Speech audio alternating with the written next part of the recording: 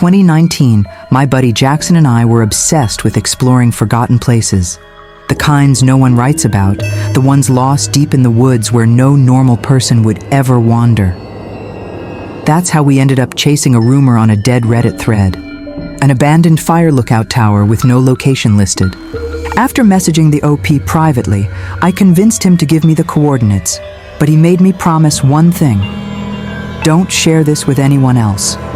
We soon learned why. Arrival. The hike-in was wrong from the start. No trail, no markers, just endless dead forest. We didn't see the tower until we were practically standing under it, as if the woods hid it on purpose. It wasn't on stilts like normal lookout towers. It was a leaning cabin perched on a bald hilltop, windows fogged so thick they looked painted over. One part of the roof had caved in.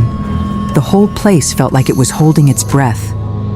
Inside, everything was dusty and ancient, except one thing, a perfectly clean sheet of paper taped to the wall with 3 words written in fresh ink. Hope you're happy. Jackson laughed it off. I didn't. Night 1. What? We barely spoke during dinner. The silence felt heavy, like the cabin itself was listening. Around 3 a.m., I woke up to slow footsteps across the roof. Deliberate, steady, like someone crawling above us. I whispered Jackson's name. His sleeping bag was empty. The door creaked open and he walked in casually. He claimed he had gone outside to pee, but the footsteps stopped the moment he opened the door. The hunter. The next evening, just as the sun died behind the trees, Jackson froze at the door. A man stood at the tree line, 40 feet away, staring straight at us.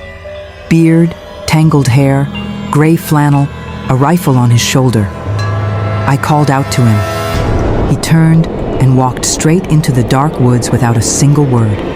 We shut the door and locked it. Later, a shadow passed across the fogged window. Someone circled the cabin. Then, 3 slow knocks. Jackson threw the bolt lock. Silence. Then 3 violent bangs that shook the entire doorframe. No footsteps, no breathing, nothing. When we opened the door hours later, no one was there, leaving. At sunrise, we ran. No stopping, no talking, just running.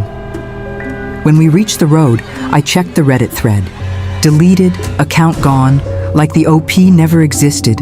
That night, Jackson said the note made sense now. Hope you're happy. He knew we'd regret finding the tower. Story 2, the cellar.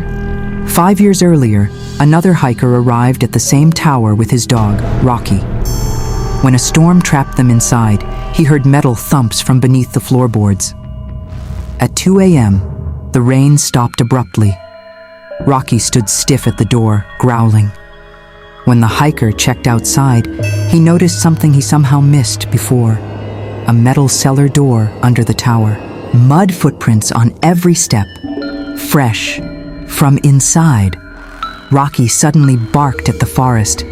Something moved between the trees. Watching. When the hiker looked back, the cellar doors were now wide open. They ran for their lives. The forest ranger later admitted the tower was permanently closed. Off limits. Too many incidents. He didn't explain more. Story 3, the missing ranger. 30 years before that, a fire lookout assigned to the same tower saw a flickering orange glow in the woods late at night. A campfire. During a strict fire ban, he went out to confront the campers, but the fire was unattended, almost staged. When he tried contacting the ranger station, his radio deadlined, just static. When he returned to his tower, it had been ransacked. He fled to the ranger station only to find the door wide open. Brady, the night ranger, was missing. Forever.